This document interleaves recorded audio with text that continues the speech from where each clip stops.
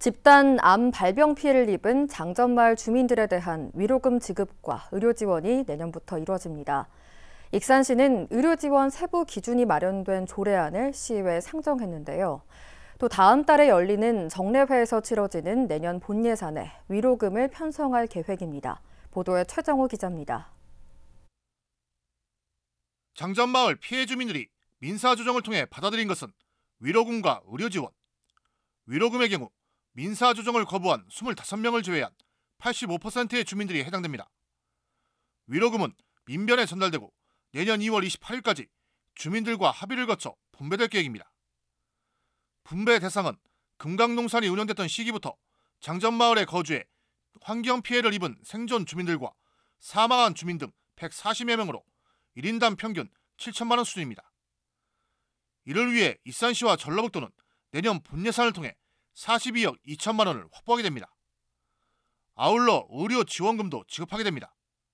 이를 위해 익산시는 18일 개회한 익산시의회 임시회에 환경오염 피해자 의료지원 조례안을 상정했습니다. 의료지원 대상은 환경부 역학조사 결과 환경성 질환 상관관계가 인정된 주민입니다.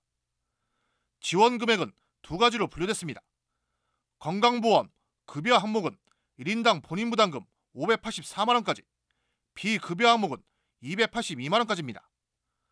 급여와 비급여 항목을 모두 적용받게 되면 최대 866만 원까지 지원받는 셈입니다. 여기에 환경오염 피해 심의회가 비급여 항목 추가 지원을 인정하면 더 받을 수 있습니다. 환경부의 역학조사 결과에 따라 환경성 질환으로 인정받은 피해자에게 실질적인 구제장치 마련을 위하여 전국 최초로 의료비 지원 조례 제정을 추진하고 있습니다. 이번 조례안은 오는 28일 익산시의회 보건복지위원회에서 처리될 예정입니다.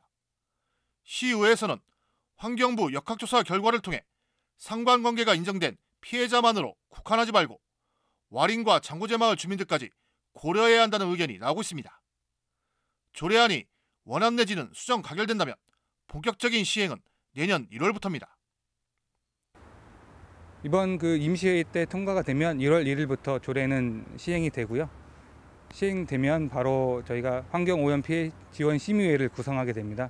그 심의회에서 대상자를 확정하고 이에 따라서 확정되신 분들에게는 의료비를 지원할 계획입니다. 민사조정을 거쳐 확정된 위로금에 세부 기준도 마련된 의료지원. 지난 2015년 장전마을 주민들의 집단 암 발병 문제가 불거진 지 8년 만에 그나마 행정당국 차원의 보상이 시작됩니다. KCN 최정호입니다.